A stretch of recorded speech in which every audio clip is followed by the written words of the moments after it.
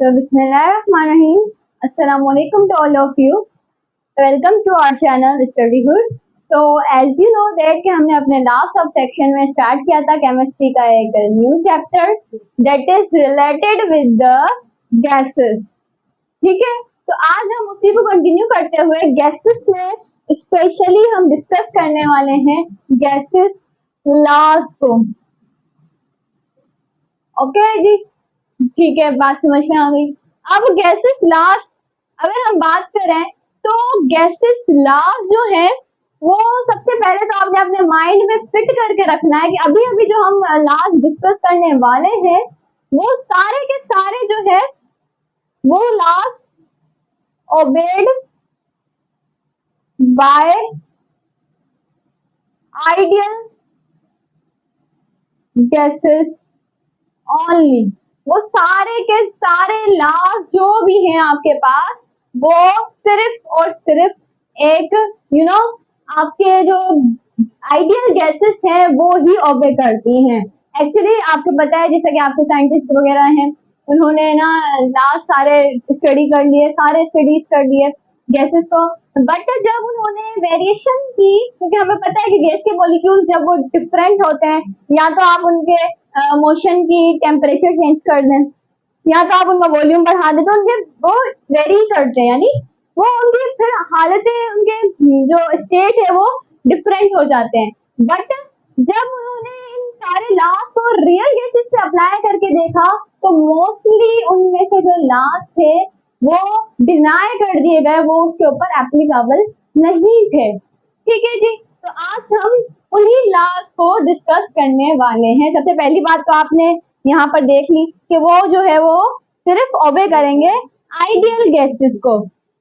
अब दूसरी बात, कंडीशंस कौन सी होंगी, कौन सी कंडीशंस को वो आइडियल गैसेस को ओबे करते हैं. So remember that only at all conditions, यहाँ पर कोई भी वेरिएशंस मौजूद नहीं है.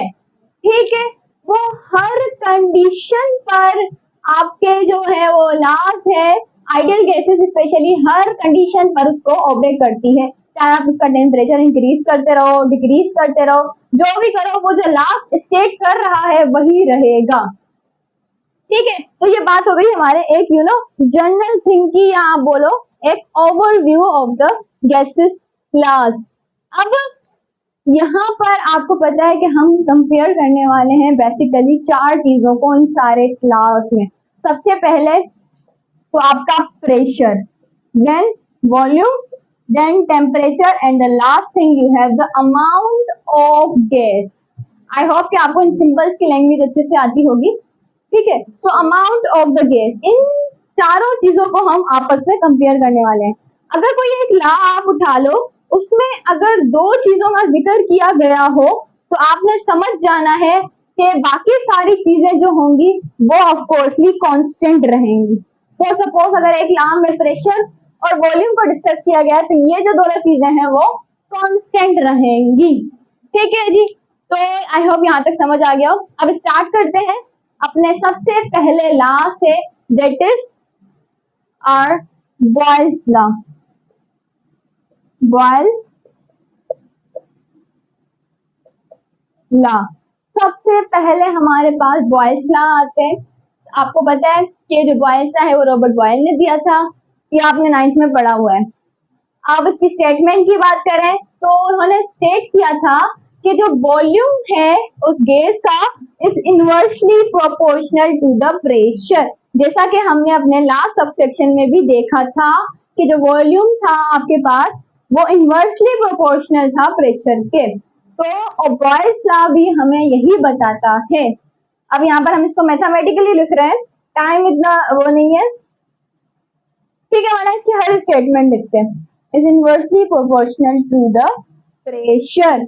ये हमें बताता है कौन, आपका बॉयल्स लॉ.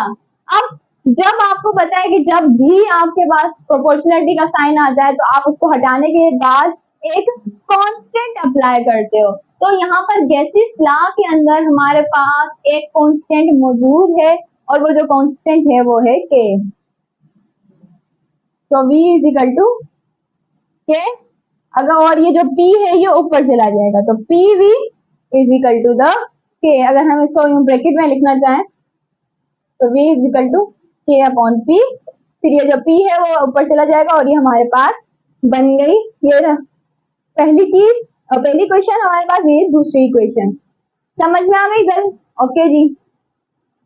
अब जो कांस्टेंट यहाँ पर K आपके पास है वो किसके ऊपर डिपेंड कर रहा है, ये भी बात आपने याद रखनी है। जो कांस्टेंट K है आपके पास वो सबसे पहले अगर डिपेंड करेगा, ये जो K है सबसे पहले तो ये अमाउंट ऑफ द गैसेस पर डिपेंड करता है, यानी कि जितना ज्यादा अमाउंट अगर आप इंक्रीज करोगे तो वो भी उसके ऊपर, उसकी वजह से उसके अंदर चेंजेस आ सकती हैं। अगर डिक्रीज करेंगे तब भी चेंजेस आ सकती हैं। इसके अलावा वो और किस पर डिपेंड करता है, और ये करता है टेम्परेचर पर, ठीक है। और last thing you have the nature of gas, ये नेचर ऑफ द गैस पर भी डिपेंड करता है। कौन? आपका कांस्टेंट जो आप K को अप्लाई करते हो वो, ठीक है जी, समझ में आ गई? ठीक है। अब ये तो हो गई हमारे पास एक कंटेनर की बात। अगर आप ड्रॉ करना चाहें तो उन्होंने जो एक्सपेरिमेंट किया था वो एक जे शेप रॉड से किया था। अब जब आप इसका वॉल्यूम समझ लें, इस बार ये गैसेस का वॉल्यूम जो है वो इतना है, प्रेशर इतना था, प्रेशर हमने अप्लाई किया हुआ था यहाँ तक। अब जब आप प्रेशर को इंक्रीज करते हो यहाँ से लेकर यहाँ तक, तो आप क्या ऑब्जर्व करोगे कि ये वॉल्यूम जो यहाँ तक था अब वो डिक्रीज होकर यहाँ तक आ गया। अब अगर आप वॉल्यूम को इंक्रीज करते हो दोबारा तो ये प्रेशर जो यहाँ था वो ऊपर चला गया, यानी कि वो प्रेशर डिक्रीज हो गया। अगर आप वॉल्यूम को इंक्रीज करोगे तो प्रेशर डिक्रीज हो जाएगा, अगर आप प्रेशर को इंक्रीज करोगे तो वॉल्यूम डिक्रीज हो जाएगा। ये तो हम डिस्कस कर चुके हैं अपने लास्ट सेक्शन में। अब ये तो हो गई हमारे पास एक ही बात। अब अगर हम चेंजेस को डिस्कस करें, चेंजेस की डिस्कस करने के लिए हमारे पास एक और फॉर्मूला आता है, that is P1 V1 is equal to P2 V2 is equal to K। ये रही आपके पास थर्ड आपके पास फॉर्मूला, आप बोले third equation related to the Boyle's law. सबसे पहली इक्वेशन में उसने हमें रिलेशन बताया, दूसरी इक्वेशन में उसने हमें बताया कि वो दोनों एक कांस्टेंट के बराबर हैं, ठीक है। आपसे ये क्वेश्चन भी आ सकता है कि like according to the Boyle's law जो प्रेशर और वॉल्यूम है वो किस कांस्टेंट के बराबर आ जाते हैं, तो of course it is the K। उसके बाद हमने थर्ड इक्वेशन में देखा जब चेंजेस आ चुकी थी, तो ऑफ कोर्स जब चेंजेस आती हैं तो हम चीजों को P1 V1 इस तरह से शो करते हैं, राइट। तो जब चेंजेस आ गई, ठीक है, जब चेंजेस आ गई तो हमारे पास एक थर्ड इक्वेशन या थर्ड फॉर्मूला बन गया related to the Boyle's law, and that one is the P1 V1 is equal to P2 V2। यानी कि अगर प्रेशर आपके पास सपोज कर लें कि इसको हम अभी प्रैक्टिकली डिस्कस करते हैं, P1 आपके पास पहले इतना था और V1 आपके पास इतना था यहाँ तक। अब आपने प्रेशर को इंक्रीज किया, यहाँ तक ले आया, this is what, this is P2। फिर जो वॉल्यूम है वो डिक्रीज हुआ और this one is the V2। तो इन चारों चीजों का, चारों कंपोनेंट्स का आपस में रिलेशन आप इससे फाइंड कर सकते हो। Like they will ask you about this numerical question related to the changes in the Boyle's law. तो यहाँ तक था बॉयल्स लॉ। अब इनके रिलेशंस का अगर हम ग्राफ बनाना चाहें तो किस तरह से ग्राफ फॉर्म होगा, सबसे पहले हेडिंग डाल देते हैं। Now we are going to start our graphical explanation. अगर आपको राइटिंग समझ में ना आ रही हो बोर्ड के ऊपर तो आई हैव जो मैं वर्ड्स रिपीट कर रही हूँ उसे आप गौर से सुनिएगा, ठीक है। अब हम डिस्कस करने वाले हैं इन सारे कंपोनेंट्स की ग्राफिकल रिप्रेजेंटेशन। अब सबसे पहला कंपोनेंट अगर आप बोले हैं, सबसे पहली इक्वेशन जो है आपके पास वो क्या शो कर रही है, P is directly inversely proportional to the volume. अब यहाँ पर फॉर्म कर दो। ओके, अब आपकी मर्जी, आप यहाँ पर पी रखो या यहाँ पर पी रखो। हम यहाँ पर पी रख देते हैं एक्स एक्सिस के साथ, यहाँ पर बी रख देते हैं along with the Y axis. ठीक है, समझ में आ गई बात। अब यहाँ पर हो क्या रहा है, यहाँ पर अगर आप देखो कि वॉल्यूम अगर इंक्रीज होगा तो प्रेशर डिक्रीज होगा। तो इनका ग्राफ किस तरह से बनेगा, इनका ग्राफ कुछ इस तरह से बनेगा, like if volume are increasing then the pressure will decrease. अगर हम इसको उल्टा देखें, अगर प्रेशर को आप इंक्रीज कर रहे हो तो वॉल्यूम जो है वो डिक्रीज हो रहा है। दोनों का इनवर्सली प्रोपोर्शनल आप इस ग्राफ के अंदर इजीली देख सकते हो। अब यहाँ पर वेरिएशंस क्या आ जाती हैं इस ग्राफ के अंदर, सबसे पहले तो हमने देख लिया। ओके जी, अच्छा दूसरी बात, इस जो ग्राफ ये फॉर्म कर रहा है इसे हम हाइपर टेक्स्ट बोला, रेक्टेंगुलर हाइपर टेक्स्ट हाइपरबोला भी बोलते हैं। क्या बोलते हैं इसे हम, इसे हम रेक्टेंगुलर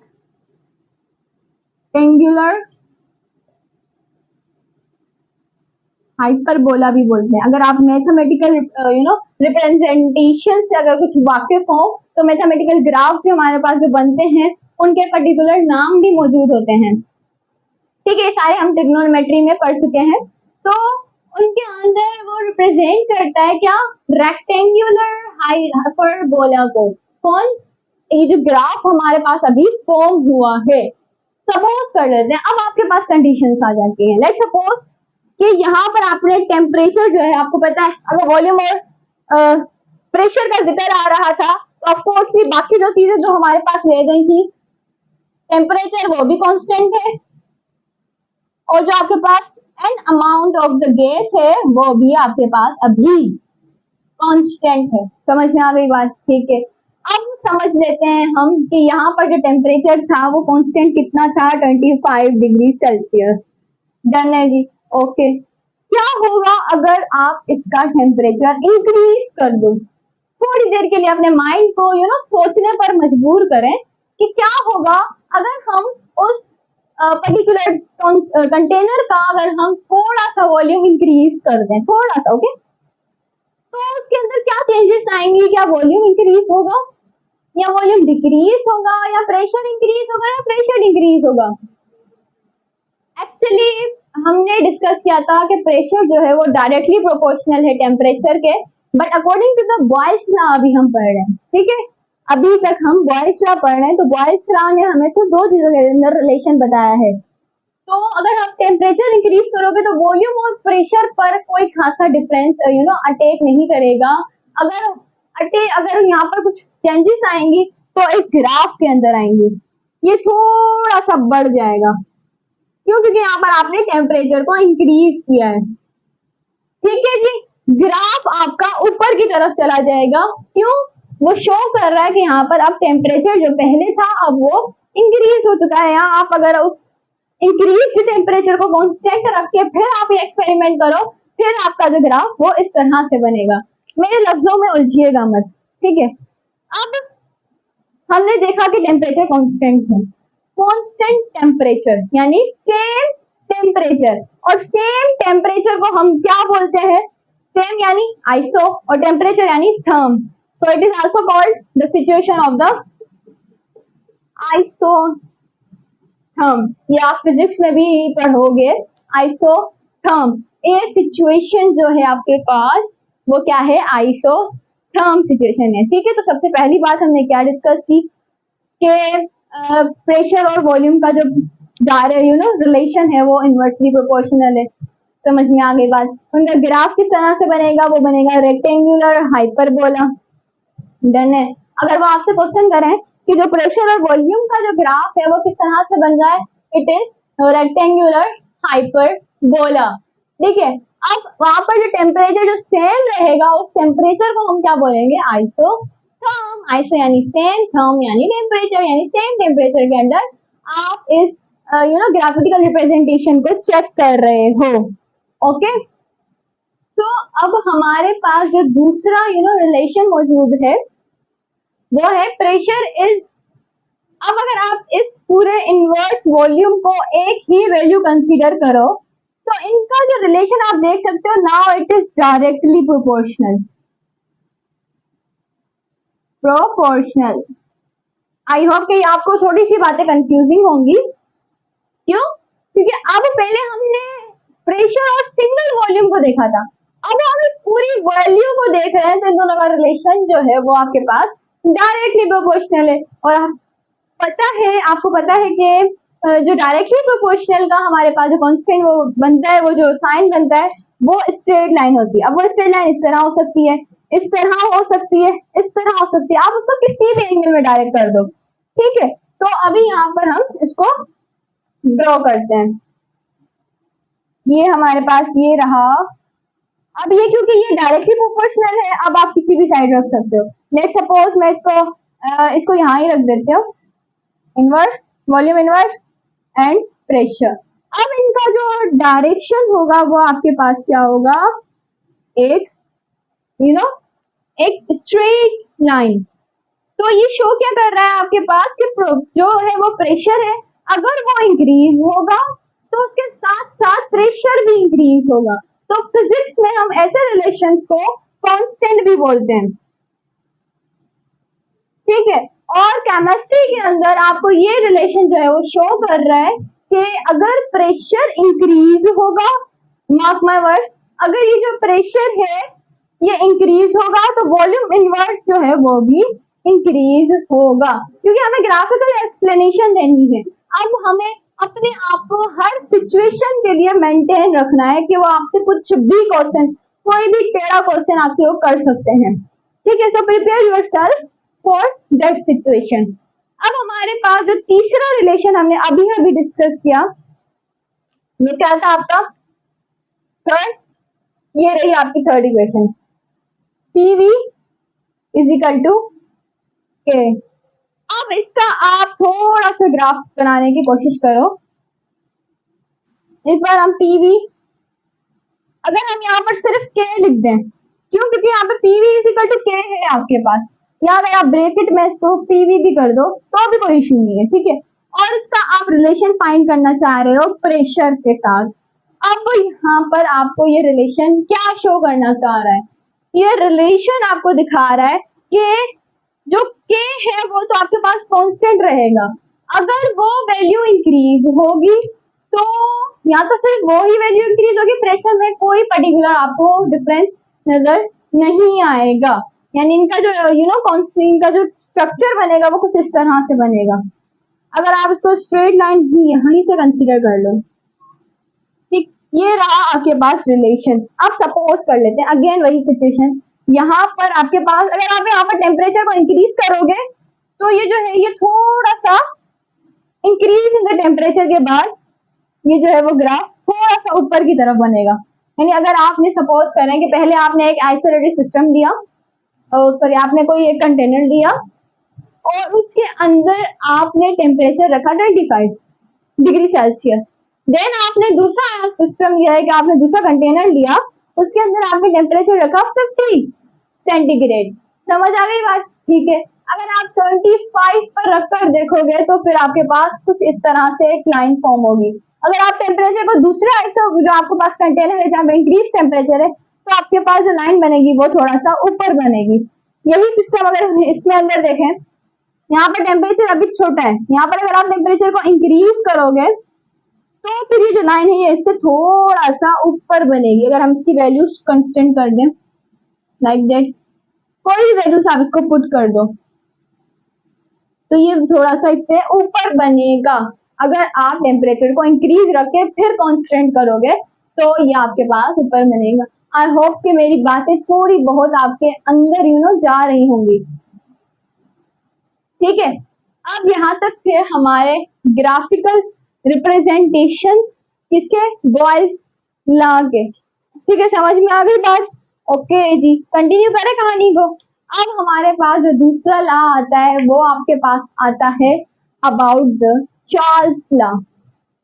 तो आपके पास जो चार्ल्स लॉ है वो किसके दरमियान रिलेशन बताता है, वो सबसे पहले तो आपको वॉल्यूम और टेम्परेचर के दरमियान का रिलेशन बताता है। ठीक है, अब वो क्या बोलता है कि जो वॉल्यूम है it is directly proportional to the temperature.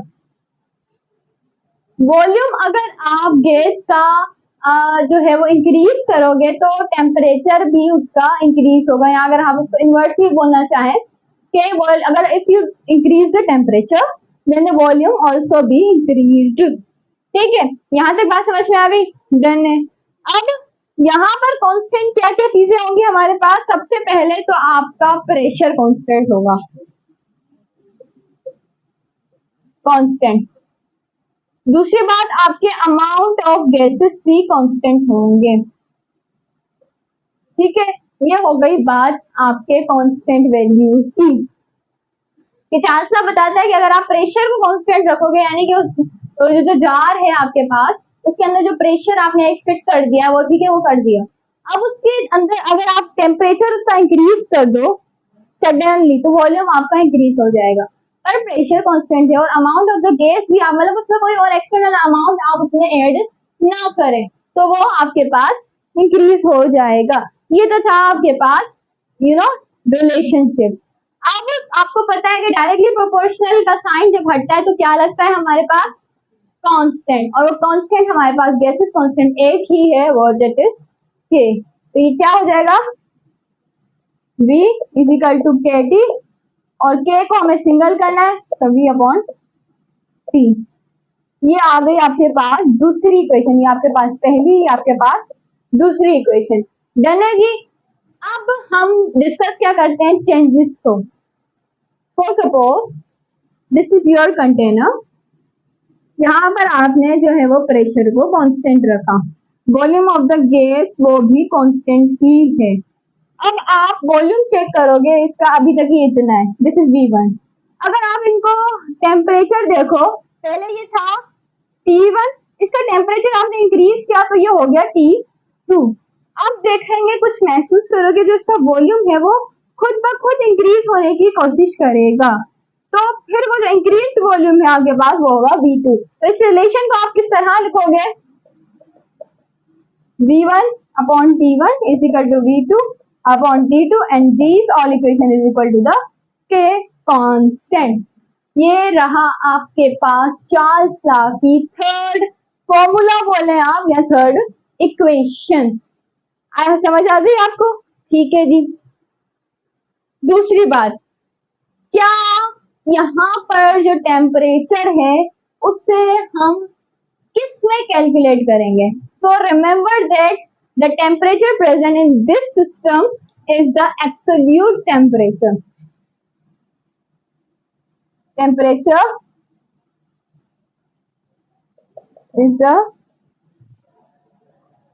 Absolute.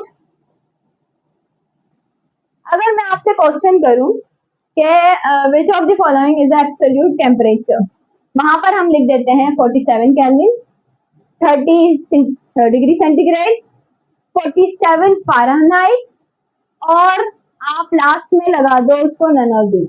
अब बताएं कि आपके पास एब्सोल्यूट टेम्परेचर क्या होगा? वैल्यूज दोबारा लिख देते हैं हम, यहाँ पर बोर्ड में आपको मेंशन हो। A 47 केल्विन, B आपके पास होगा 30 degree centigrade and the C will be the 49 degree Fahrenheit, D will be the none of these. अब आप बताएं कि आपके पास इन सब में से एब्सोल्यूट टेम्परेचर कौन सा है?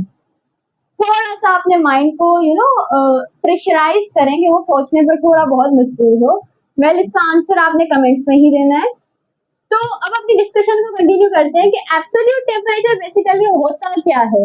एब्सोल्यूट टेम्परेचर वो होता है टेम्परेचर और जिसका स्केल क्या हो आपके पास? केल्विन। यानी कि जो भी आपके पास वैल्यू है अगर वो केल्विन के अंदर आ रही है तो वो है आपका एब्सोल्यूट टेम्परेचर। तो अब आप ऑप्शंस में देखें और बताएं फिर कौन सा होगा आपके पास एब्सोल्यूट टेम्परेचर। ठीक है, अब यहां तक बात हो गई टेम्परेचर की। एब्सोल्यूट टेम्परेचर कौन सा टेम्परेचर? एब्सोल्यूट जो आपके पास केल्विन के अंदर हो। आप एक और वैल्यू पे एक और टर्म पढ़ते हैं रिगार्डिंग द एब्सोल्यूट, वो क्या है यहाँ पढ़ते हो कि absolute zero. What is this absolute zero? Absolute, अगर आपको पता हो, अगर अच्छा आपको एक जनरल टर्म दे देते हैं कि जो एब्सोल्यूट है वो टर्म हमेशा केल्विन के साथ ही एसोसिएटेड रहेगी, आप उसको किसी और के साथ मत अटैच करने की कोशिश कीजिएगा। तो ये जो एब्सोल्यूट जीरो है, क्या यहाँ पर भी केल्विन है?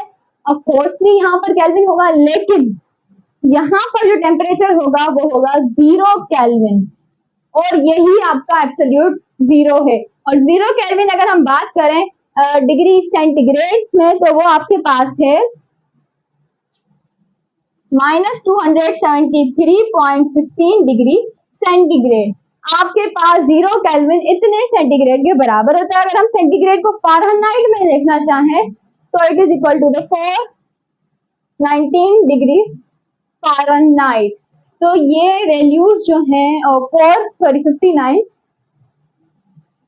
और 59, so these are the values of absolute zero. तो एब्सोल्यूट टेम्परेचर और एब्सोल्यूट जीरो को खुद से आप इतना रिलेटिव नहीं कीजिएगा कि खुद को कंफ्यूज ना कर लीजिएगा।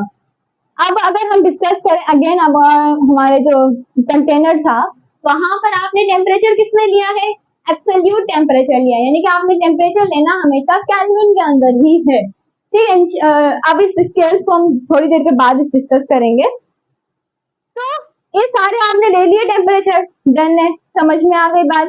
अब यहाँ पर जो हीट है उस पर्टिकुलर कंटेनर के अंदर वो आपकी क्या है?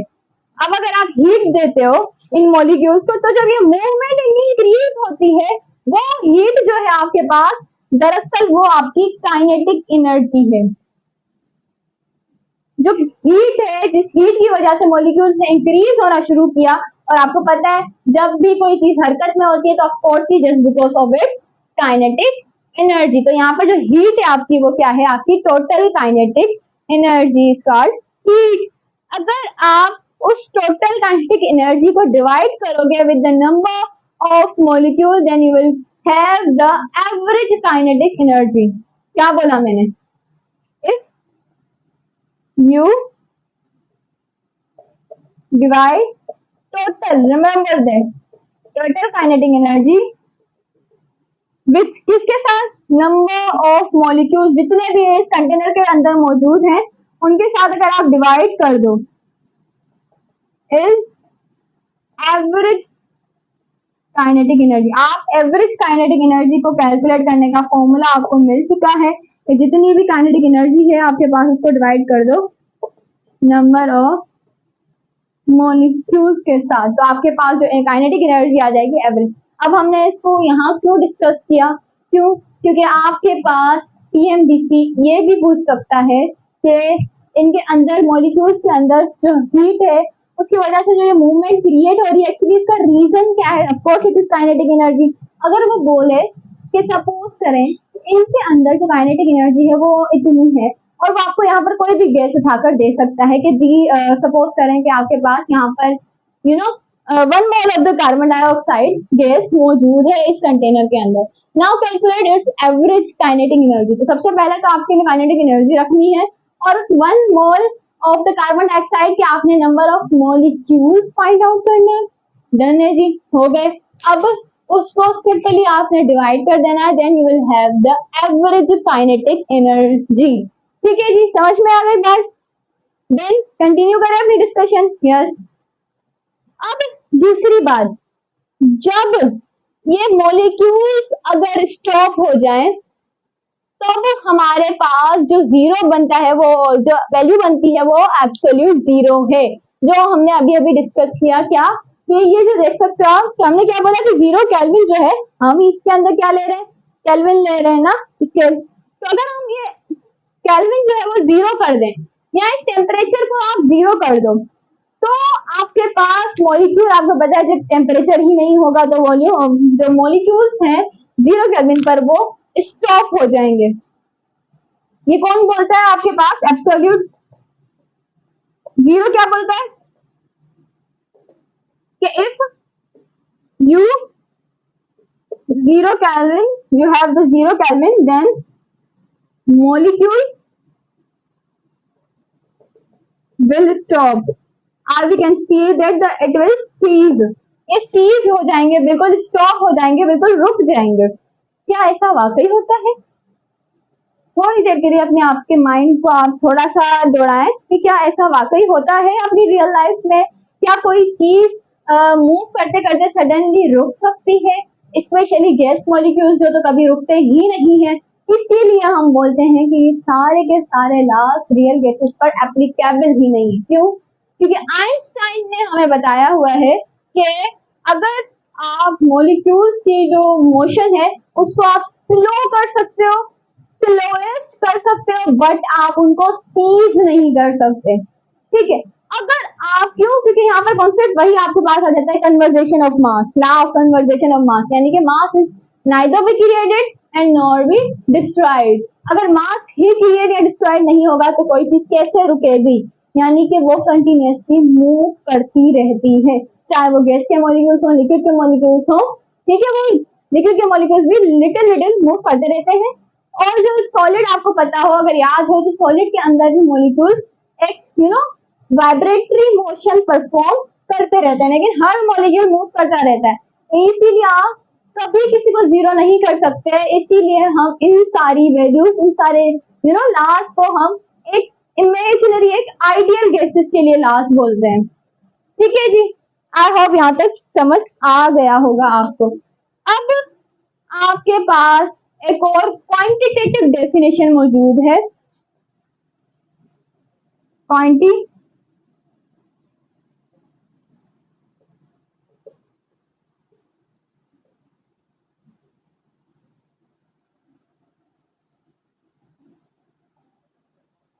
Quantitative definition of the Charles law.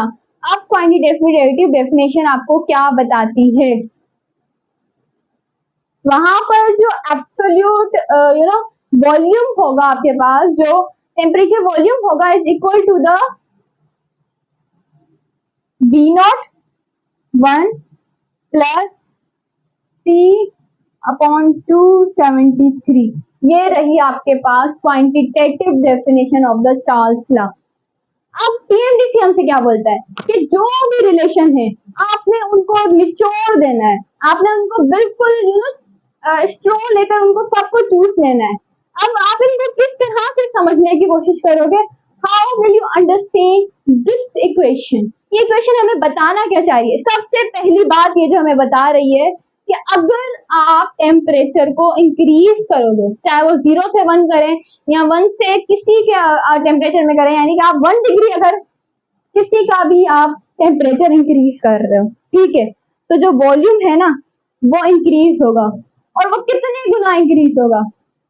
Double, triple, 4 times, 5 times, 6 times, या कितने गुना इंक्रीज होगा?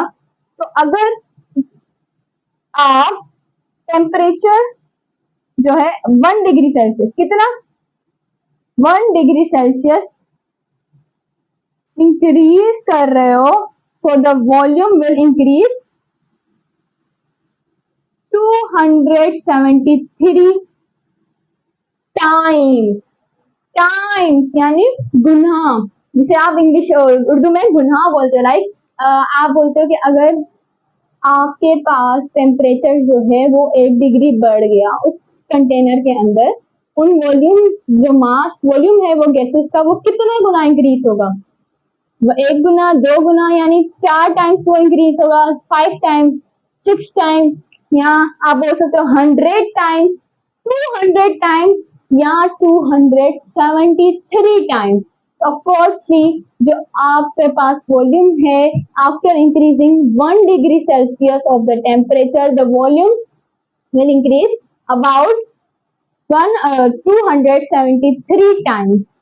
बट यहाँ पर इनवर्स में है, आपके पास इनवर्स में है, और इनवर्स में वैल्यू हमेशा आपको क्या शो करती है कि वो आपके पास उतने गुना इंक्रीज हो रहा है। कौन? आपका वॉल्यूम।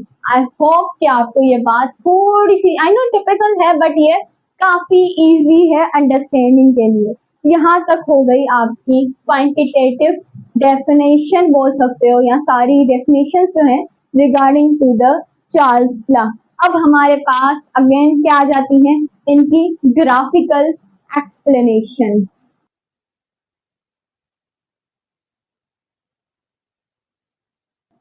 अगर हम ग्राफिकल एक्सप्लेनेशन की बात करें चार्ल्स लॉ की, तो आपको पता है कि सबसे पहली जो इक्वेशन हमारे पास वो क्या बनती है कि टेम्परेचर वॉल्यूम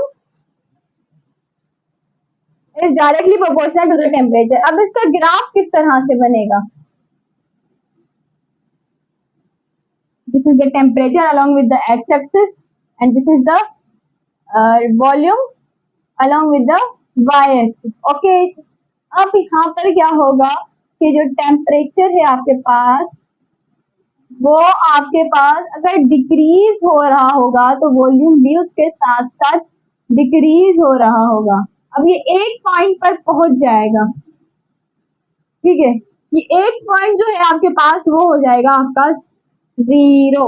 अब जहां तक आप सबसे पहले तो इस ग्राफ को देखो, जहां तक आपके पास ये दिख रहा है ना, यहाँ तक ये बता रहा है कि ये अभी तक सॉलिड है, बट यहाँ पर जब ये आ गया ना तो ये आपको बता रहा है कि ये लिक्विड हो चुका है। क्यों? क्योंकि वो बिल्कुल 0 तक पहुंच चुका है। ये रहा आपके पास वॉल्यूम और टेम्परेचर का graph. It depends on the amount of gases.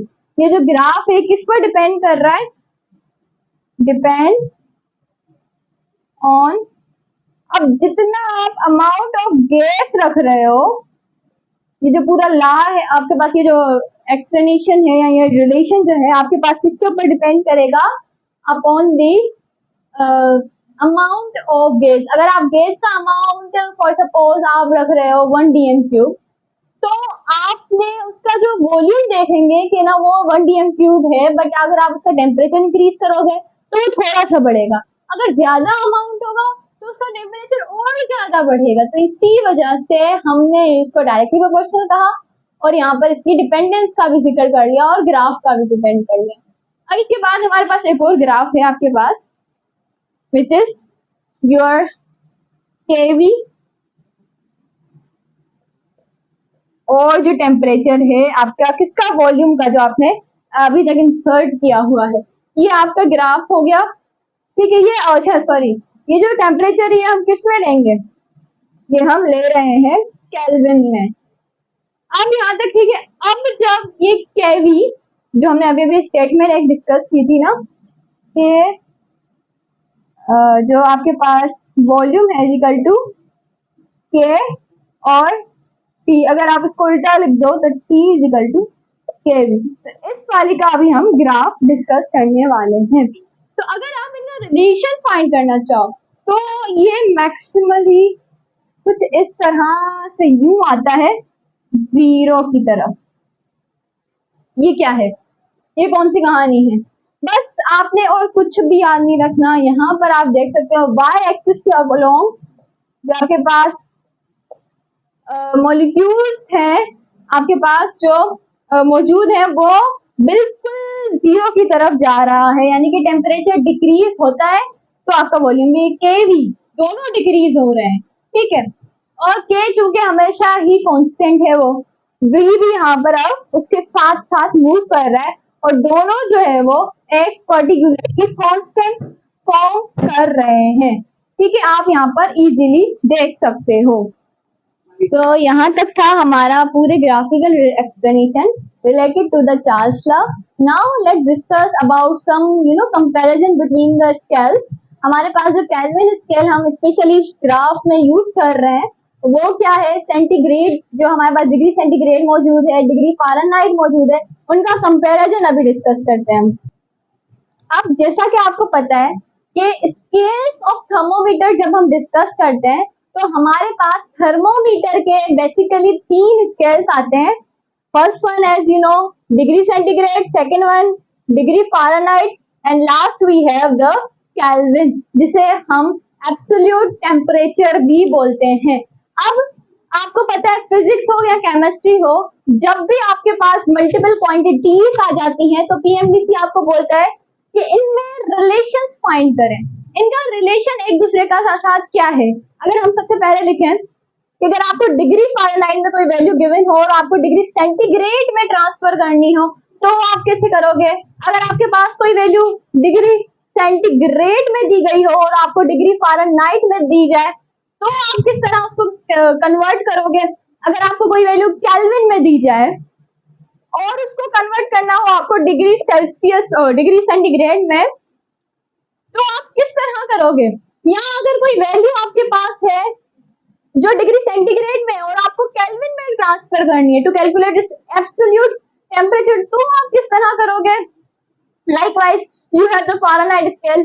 अगर आपको फ़ारेनहाइट स्केल को ट्रांसफर करना हो केल्विन में या केल्विन को फ़ारेनहाइट में तो आप किस तरह से करोगे? तो इन सारी वैल्यूज का रिलेशन फाइंड करना आपको आना चाहिए। अब हमारे पास इनके लिए कुछ फॉर्मूलाज मौजूद हैं। सबसे पहले डिग्री सेंटीग्रेड का देखते हैं। तो ये है आपके पास इजिकल टू, अब यहाँ पर हमारे पास इन दोनों में अगर आप देखो ना तो फर्क सिर्फ इतना है कि एक में आपके पास अपॉन में 3/9 आएगा, एक में आपके पास 9/5 आएगा, एक में आपके पास 5/9 आएगा। इतना वैल्यू सही है, क्लियर हो गई। अब इससे आगे क्या आएगा आपके पास? यहाँ पर जो भी आपके पास फ़ारेनहाइट की वैल्यू दी गई है उसको आपने जस्ट 32 से माइनस कर देना है, आपके पास रिलेशन आ जाएगा। और यहाँ पर जो वैल्यू दी गई है अगर डिग्री सेंटीग्रेड में है उसको आपने प्लस कर देना है 32 के साथ। Let's consider a example. अब आपको बताया गया है कि 96 फ़ारेनहाइट जो है वो आपके पास वैल्यू मौजूद है। ओके, अब आपको उसको कन्वर्ट करना है डिग्री सेल्सियस में। How will you convert? 5/9 as it is रहेगी, फ़ारेनहाइट की जगह आपके पास वो वैल्यू आ जाएगी जो आपको गिवन है और उसको सिंपली माइनस कर दो। सबसे पहले आपको पता है according to the BODMAS rule हमने ब्रैकेट के ओपन करना होता है, ब्रैकेट के बाद आप फिर डिवाइड की तरफ आते हो और ठीक है फिर देन आप मल्टीप्लिकेशन की तरफ आते हो। तो इसी तरह आपने पूरा रूल कंटिन्यू करके आपने ये करना है। तो इन दोनों का रिलेशन जो है वो थोड़ा बहुत डिफरेंस है, माइनस प्लस का फर्क है यहाँ पर। अगर हम केल्विन टू सेंटीग्रेड की बात करें तो वो आप किस तरह से करोगे? अगर आपने सेंटीग्रेड की वैल्यू को फाइंड करना है तो जितनी भी वैल्यू आपके पास केल्विन में दी गई है उसको सिंपली माइनस कर दो 273 से, जो कि रिलेशन हम पढ़ चुके हैं। और अगर आपको डिग्री सेल्सियस से केल्विन में ट्रांसफर करना है तो भी आपके पास बहुत ही सिंपल है, डिग्री सेल्सियस में जितनी वैल्यू दी गई है उसको प्लस कर दो 273 से। ये इनवर्स बात नहीं हो गई। और फ़ारेनहाइट और टू केल्विन के पास ये आपके पास कोई ऐसा पर्टिकुलर स्केल नहीं मौजूद या कोई एनी फॉर्मूला। इसको आपको अगर फ़ारेनहाइट को केल्विन में चेंज करना है तो सबसे पहले आपको फ़ारेनहाइट को सेल्सियस में चेंज करना पड़ेगा और फिर सेल्सियस को आप केल्विन में चेंज कर सकते हो। इसका कोई आपके पास पर्टिकुलर फॉर्मूला मौजूद नहीं है। अब हमने यहाँ पर थर्मोमीटर के सारे स्केल्स को डिस्कस कर लिया, बात समझ में आ गई? ठीक है, अब हमने इसको डिस्कस किया क्यों? क्योंकि हमने अभी अभी जो चार्ल्स लॉ पढ़ा उसके अंदर आपसे क्या डिस्कस किया गया कि जितनी भी वैल्यू लेनी है आपने वो सिर्फ एक ही स्केल के अंदर लेनी है और वो है आपका केल्विन स्केल। ठीक है, केल्विन स्केल में आपको अब अगर आपको वैल्यू सेंटीग्रेड में दी जाए तो आपने सबसे पहले उसको केल्विन में ट्रांसफर करना है, then according to the Charles law आप उसको कैलकुलेट कर सकते हो। नाउ हमारे पास गैसेस लॉ, आपको पता है पीएमडीसी हमसे बोलता है कि सबसे पहले आप डिस्क्राइब करो बॉयल्स लॉ को, देन आप डिस्क्राइब करो चार्ल्स लॉ को, देन एंड में आपके पास जो जनरल गैस इक्वेशन है उसे डिस्क्राइब करो। तो हमने अपने इस लेक्चर में बॉयल्स लॉ को भी डिस्कस कर लिया, चार्ल्स लॉ को भी कर लिया और अब हम डिस्कस करने वाले हैं जनरल गैस इक्वेशन को। तो जनरल इक्वेशन गैस इक्वेशन की जब बात आती है तो आपके पास बेसिकली तीन चीजें आ जाती हैं, यहाँ बोले कि तीन फॉर्मूलाज आ जाते हैं। एक आपके पास बॉयल्स लॉ का, बॉयल्स ने रॉबर्ट बॉयल हमें क्या बताया था कि volume is inversely proportional to the pressure. दूसरी बात चार्ल्स लॉ, उसने आपको क्या बताया कि volume is directly proportional to the temperature. इसके बाद एक और लॉ आ जाता है आपके पास एवोगैड्रोस लॉ। और उसके according volume is directly proportional to the amount of gas. जितना अमाउंट ऑफ गैस आप इंक्रीज करते जाओगे उतना ही उसका वॉल्यूम जो है वो इंक्रीज होता जाता है। ये हो गई बात। अब यहाँ पर आप एक कॉमन चीज नोट कर रहे हो, इन सारी डायरेक्टली प्रोपोर्शनल की वैल्यूज के स्टार्टिंग में आपके पास वॉल्यूम आ रहा है, सही है। तो अगर हम इसको कंबाइन करके लिखना चाहें, directly proportional to the T N upon T, अब इसको इन्वर्स कर दो, TV directly proportional to the T N. समझ आ गई बात। अब यहाँ पर प्रोपोर्शनलिटी का साइन जब भी हटता है तो आपको पता है कांस्टेंट लगता है, और जनरल गैस कांस्टेंट का जो हमारे पास कांस्टेंट मौजूद है जनरल गैस का, वो क्या है आपके पास आर। इस आर की वैल्यूज को भी आप डिस्कस करेंगे हम अभी 2 मिनट पहले इसे डिस्कस करना है। PV is equal to N R T, arrange करके हमने इसको लिख दिया, ये बन गई आपके पास जनरल गैस इक्वेशन। डन है जी। अब ये तो हो गई आपकी HFC। What about the PM and DC, वो आपसे क्या पूछेगा, like they will ask you, अगर 1 मोल है गैस का, यानी कि N की वैल्यू आपके पास क्या है 1, for suppose you have 1 mole of the gas. अब बताएं कि आपके पास जो R होगा उसके लिए आपके पास क्या फॉर्मूला होगा। एज यू नो, अगर हम N की वैल्यू 1 लगा दें तो बाकी सारी चीजें हमारे पास सेम रहेंगी, सिर्फ N जो है वो हट जाएगा। क्यों? क्योंकि 1 हमारे पास ऑलमोस्ट हिडन ही होता है। तो इट इज, अगर हम इसको फॉर्मूले को R के लिए अरेंज करें तो R is equal to PV और ये T अपॉन में चला जाएगा। ये बन गई आपकी value for the 1 mole of the ND gas. ठीक है, समझ में आ गया आपको? ठीक है।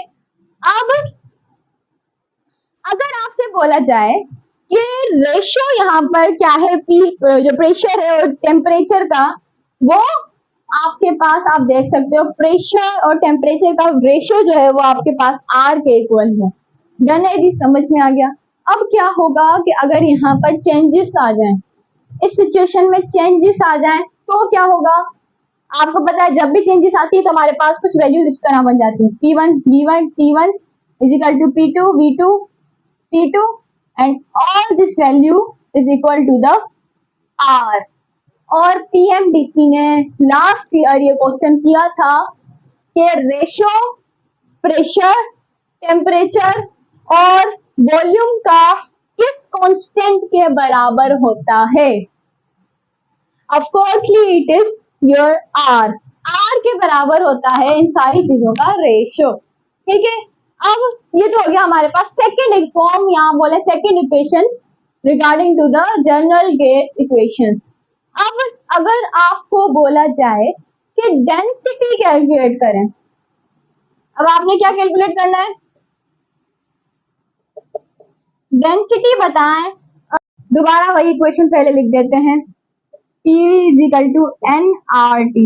अब अगर आपको पता हो तो N is equal to M पर M रेशियो। अगर हम इस N की जगह ये वैल्यू पुट कर दें, सही है कर दें, PV M पर M RT। अब आपको पता है कि डेंसिटी का जो फॉर्मूला होता है हमारे पास वो क्या होता है, मास पर volume is equal to the density. अब इसको आप हमें इसके लिए अरेंज करना है। अब आप किस तरह करोगे, इस वाले को मैं यहाँ ले जाऊं और इस वाले को मैं यहाँ ले जाऊं, तो P M is equal to M upon V और RT एज इट इज। अब मिल गया हमें डेंसिटी का फॉर्मूला, यहाँ D पुट कर सकते हैं, कर दें, इज इक्वल टू DRT। ये रहा आपके पास नया फॉर्मूला। अगर हम इसको D के लिए अरेंज करके लिखना चाहें तो the D is equal to the PM upon RT। ये रहा आपके पास formula for calculating the density of any molecule. अब अगर आपसे बोला जाए कि आप मोलर मास फाइंड करें गैस का, अब मोलर मास फाइंड करें तो फिर आप किस तरह करोगे, इसी फॉर्मूले को दोबारा ले लेते हैं हम। क्या था ये हमारे पास, D is equal to PM RT, ये फॉर्मूला था, क्या मोलर मास इसमें मौजूद है? Yes it is present. अब अगर हम इसको अरेंज कर दें मोलर मास के लिए तो it will become M, M यहाँ पर आ जाएगा, RT ऊपर D के साथ, DRT, T हमारा नीचे चला जाएगा। ये रहा आपके पास formula for calculating the molar mass of any substance. ठीक है, अगर आपसे बोला जाए कि हमें बताएं mass of the gas calculate करें आप, ये आपको पर्टिकुलर मास दे दिया जाएगा और बोलेंगे इस गैस का आपने मास कैलकुलेट करना है। हमारे पास अगर पहली इक्वेशन आप याद करें, जब हमने इस फॉर्मूले को सबसे पहले ये अरेंज किया था, P V is equal to M upon M RT, ये क्या मास पर मोलर मास शो नहीं कर रहा। अब आपने इस फॉर्मूले को अरेंज कर देना है फॉर द मास। किस तरह से आप अरेंज करोगे? P mv m is equal to और नीचे आपके पास कौन सी वैल्यू आ जाएगी? RT। ये रहा आपके पास formula to calculating the mass of any gas. So here is your formula। और यहाँ तक हमारे थे सारे जनरल गैस इक्वेशन। अब रह गई हमारी बात किसकी? कांस्टेंट, जो जनरल गैस कांस्टेंट है उसकी वैल्यू क्या है, उसको कैलकुलेट करेंगे हम अभी। तो अगर हम जनरल गैस कांस्टेंट की वैल्यूज को डिस्कस करना चाहें, सबसे पहले उसकी वैल्यूज लिख देते हैं हम यहाँ पर, वैल्यूज एंड उसका units. What does this mean? Units, क्या इसके पास एक से ज्यादा यूनिट है? Yes of course it has many units, because इसके पास जो है वो मौजूद है प्रेशर। अब हम इसकी वैल्यूज लिखना शुरू करते हैं। सबसे पहली जो वैल्यू आपके पास आती है दैट इज 0.0821। ये रही आपके पास पहली वैल्यू। इसके यूनिट को बाद में डिस्कस करेंगे, ये आपके पास पहली वैल्यू। ओके जी, दूसरी वैल्यू क्या है? 62.4, ये रही आपके पास दूसरी वैल्यू। सबसे पहले लिख देते हैं, फिर डिस्कस करेंगे कि हमने इसको कहाँ से कैलकुलेट किया। इसके बाद दूसरी वैल्यू हमारे पास जो है वो है 62,400। ठीक है जी, ये भी हो गया बात। तीसरी वैल्यू भी है क्या? Yes it is 8.3143। 8.3143 पहली वैल्यू आप लिख दो। ये हो गई आपके पास। अब कितनी? 1 2 3 4 5 वैल्यू। इसके अलावा भी है? यस है, एक और भी है हमारे पास 1.987। क्या इसके अलावा भी है आपके पास? यस इट इज, और वो क्या है? 8.3143 इंटू 10⁻⁷। अब इनके यूनिट्स के बारे में बात करते हैं। सबसे पहले आपके पास जो चीज आएगी यूनिट्स में वो आपका आएगा प्रेशर, देन वॉल्यूम, देन हमने उसका क्या डिस्कस किया था? उनके मोल और नंबर ऑफ अमाउंट, फिर उसका टेम्परेचर हम यहाँ पर लिख देंगे। ठीक है, सबसे पहला आपके पास प्रेशर का यूनिट क्या आता है? एज यू नो दैट सबसे बड़ा, हम सबसे बड़ा यहाँ पर डिस्कस करने वाले हैं, वो क्या है? ATM। और सबसे बड़ा वॉल्यूम का क्या है आपके पास? DM cube. और अगर हम नंबर और वो जो नंबर और टेम्परेचर थे हमारे पास वो क्या थे? अगर याद हो आपको, अगर हम R के लिए हमने जो अरेंज किया था फॉर्मूला, तो उसमें PV अपॉन NT ऐसे था। तो NT यहाँ पर इनवर्स में, तो यहाँ पर N नंबर ऑफ अमाउंट का क्या है हमारे पास? Mole inverse. टाइम का क्या है आपके पास? और टेम्परेचर सॉरी केल्विन में है, तो केल्विन इनवर्स। मोल और टेम्परेचर तो एज इट इज सेम रहेगा, हम पहले इसको लिख देते हैं, मोल इनवर्स केल्विन इनवर्स, मोल इनवर्स केल्विन इनवर्स। चेंज क्या होनी है चीज? सिर्फ और सिर्फ आपके पास वो प्रेशर और वॉल्यूम चेंज होता रहेगा। ये आ गई इसकी, ये इसका मोल इनवर्स केल्विन इनवर्स, इसका आ गया, इसका आ गया, और अब इसका मोल inverse kelvin inverse, last one mole inverse kelvin inverse. ठीक है जी। अब प्रेशर का इसके बाद इससे एटमॉस्फेरिक से छोटा कौन सा हम यूनिट कंसीडर करते हैं? Of course you know that is torr. और डीएम क्यूब से छोटा हमारे पास क्या होता है? Centimetre cube. इससे छोटा अगर हम लें, फॉर सपोज अगर हम यहाँ पर डीएम क्यूब ही लें, क्यों? क्योंकि हमने अभी इस वैल्यू में क्या चेंज किया है? प्रेशर को चेंज किया है। अब अगर आप प्रेशर सेम ही लो और डीएम क्यूब को सीएम क्यूब में लिख दो तो आपके पास ये वैल्यू बनेगी। ठीक है जी। अब प्रेशर कैसे भी छोटा हो सकता है। यस, हमारे पास छोटा प्रेशर क्या है? Newton metre square. बट हम यहाँ स्क्वायर नहीं लगाएंगे, क्यों? क्योंकि सेंटीमीटर क्यूब का हमारे पास छोटा क्या होता है? Metre cube. तो अब वो उससे मल्टीप्लाई होकर यहाँ पर हो जाएगा न्यूटन मीटर ओनली। ठीक है। उसके बाद इससे छोटा, yes of course there is also present and that is the joule. आपको पता होना चाहिए कि जो न्यूटन मीटर है आपके पास वो है आपका जूल। हमने एनर्जी को कैलकुलेट करते वक्त भी ये डिस्कस किया था एनर्जी के टॉपिक में, फिजिक्स के स्पेशली अगर आप देखें हमारे चैनल पर, तो वहां पर हमने अच्छे से एनर्जी को डिस्कस किया था। उसके साथ साथ हमने उनकी यूनिट्स की जो होती है आपके पास रिलेशनशिप, उसको भी फाइंड किया था। तो न्यूटन मीटर आपके पास जूल के बराबर है। क्यों? क्योंकि वर्क का फॉर्मूला क्या है आपके पास? वर्क का फॉर्मूला है कि आपके पास जितना भी आपकी फोर्स अप्लाई की जाए पर यूनिट एरिया, तो आपके पास वर्क है। और उसको हमने फॉर्मूला देखा था, दैट वाज न्यूटन पर मीटर, और जो है हमारे पास जूल के बराबर है। ये सारी कैलकुलेशंस हम कर चुके हैं। ठीक है जी। अब आप जूल से भी कोई छोटा हो सकता है। यस, एनर्जी का दूसरा यूनिट जो है हमारे पास that is calories, specially 2 calories. 2 calories mole inverse kelvin inverse. क्या मतलब? अभी तो हम प्रेशर और वॉल्यूम को डिस्कस कर रहे थे, ये एनर्जी कहाँ से आ गई? ऑफ कोर्स प्रेशर और वॉल्यूम आपके पास एनर्जी ही तो है, तो इसीलिए हम यहाँ पर एनर्जी के यूनिट्स कैलकुलेट कर रहे हैं। अब जो हमारे पास एनर्जी का कैलोरीज से छोटा यूनिट क्या आ जाता है?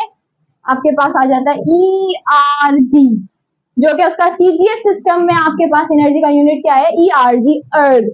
तो ये रहा है आपके पास सारी वैल्यूज। एक मिनट, यूनिट्स का तो समझ में आ गया, ये नंबर्स कहाँ से आए?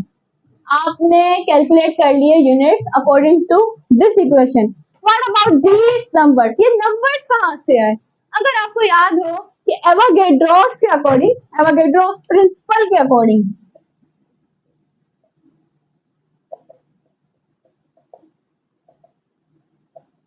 अकॉर्डिंग, सबसे पहले 2 मिनट, एवोगैड्रो का लॉ पढ़ा था हमने, एवोगैड्रो के नंबर पढ़ लिया हमने, एवोगैड्रो का कांस्टेंट भी पढ़ लिया। What is this principle? यानी एवोगैड्रो की इतनी सारी चीजें होती हैं। यस, सबसे पहले क्या क्या होता है आपके पास एवोगैड्रो का? एवोगैड्रो की सबसे पहली आपके पास आती है Avogadro value, that is your Na। उसके बाद आता है एवोगैड्रो का कांस्टेंट, और उसके बाद आपके पास आ जाता है एवोगैड्रो का law, then you have the principle, और उसके बाद है आपके पास इसका हाइपोथेसिस, जो कि उसका प्रिंसिपल जो है वो हाइपोथेसिस भी है एवोगैड्रो का। अब उसकी जो वैल्यू है, उसका जो नंबर है एवोगैड्रो का, वो हमने डिस्कस कर लिया है। कांस्टेंट क्या था एवोगैड्रो का? दैट वाज Na पर मोल। ये रहा आपके पास constant of the Avogadro's. Law भी हमने डिस्कस कर लिया कि B is directly proportional to the N। उसके बाद हमने प्रिंसिपल भी डिस्कस, अभी प्रिंसिपल हम डिस्कस करेंगे। वो प्रिंसिपल क्या बोलता है कि 1 mole of any ideal gas, सबसे पहली पॉइंट क्या? 1 mole of an ideal gas. 1 मोल आप किसी भी आइडियल गैस का ले लो, किसके अंदर? At standard temperature pressure occupies, वो कुछ चीज ऑक्यूपाई करता है। और आपको पता है जो चीज ऑक्यूपाई होती है वो क्या होता है, उसका वॉल्यूम, और वो कितना वॉल्यूम ऑक्यूपाई करेगा, that will be the 22.14 dm cube, वो उसका है 22.414। ठीक है, यहाँ पर इससे पहले भी सॉरी, यहाँ पे भी 4 आएगा, that will be the 414 dm cube volume वो ऑक्यूपाई करता है। यही आपके पास एवोगैड्रो का प्रिंसिपल है और यही आपके पास एवोगैड्रो का हाइपोथेसिस है। अब ये क्या बताता है हमें, ये बताता क्या है, ये बताता ये है एक्चुअली कि जो यहाँ पर आर है, सबसे पहली बात, आर आपसे अगर पूछा जाए कि किसके ऊपर डिपेंड कर रहा है, ऑप्शन में वो आपको दे देते हैं टी, वी, एन और टी, बट टी नहीं बल्कि वो दे देते हैं नन ऑफ दीज। क्या मतलब नन ऑफ दीज, उनको ऑल ऑफ दीज नहीं देना चाहिए, नो। वाई? क्योंकि आर किसी के ऊपर भी डिपेंड नहीं कर रहा। अभी अभी आपने वैल्यूज देखी इनकी, ये क्या किसी के ऊपर